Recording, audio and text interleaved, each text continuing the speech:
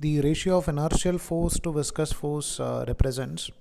So we know that by the definition of Reynolds number, Reynolds number is basically defined as the ratio of inertial force.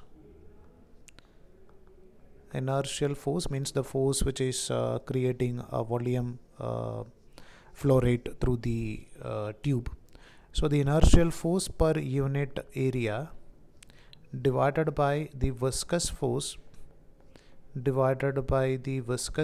per unit area is going to give the value of Reynolds number. So if you want to see the derivation, we can do it. The inertial force is due to a rate of change of momentum. So we can write rate of change of momentum is nothing but dp divided by dt per unit area divided by the value of viscous force. The value of viscous force, we know the equation for viscous force, which is equal to eta into a into difference in velocity dv divided by dx, or the value of velocity gradient per unit area. This is going to give the value of this Reynolds number.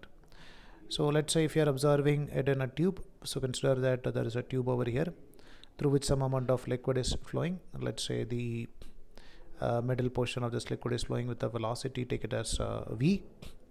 Then, or if you're considering this flow rate is equal to v, then and take it as its area cross section of this tube is equal to a.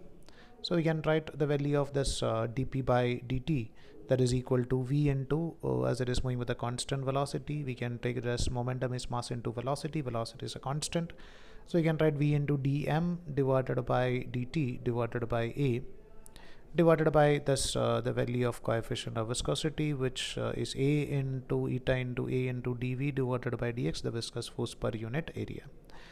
So you can write this as v into dm by dt is nothing but mass flow rate. We know the equation for mass flow rate is nothing but it is density into area into velocity, rho into a into v divided by a divided by this. If it is if you are considering a liquid is flowing through a tube, is coefficient of viscosity a, and its surface area, let's say that is equal to a, and dv is nothing but take it as v, and dx is nothing but representing this distance r.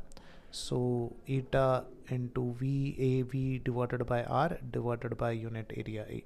So this a and this a get cancelled, this a and this a get cancelled. So we can write this is equal to rho into v square divided by eta v divided by r. So this v over here and one v over here get cancelled. So we can write this is equal to rho into r divided by rho into r into v divided by eta. So this is known as nothing but a Reynolds number. Density into radius of tube and velocity with which the fluid is flowing through the tube divided by coefficient of viscosity will give the value of Reynolds number.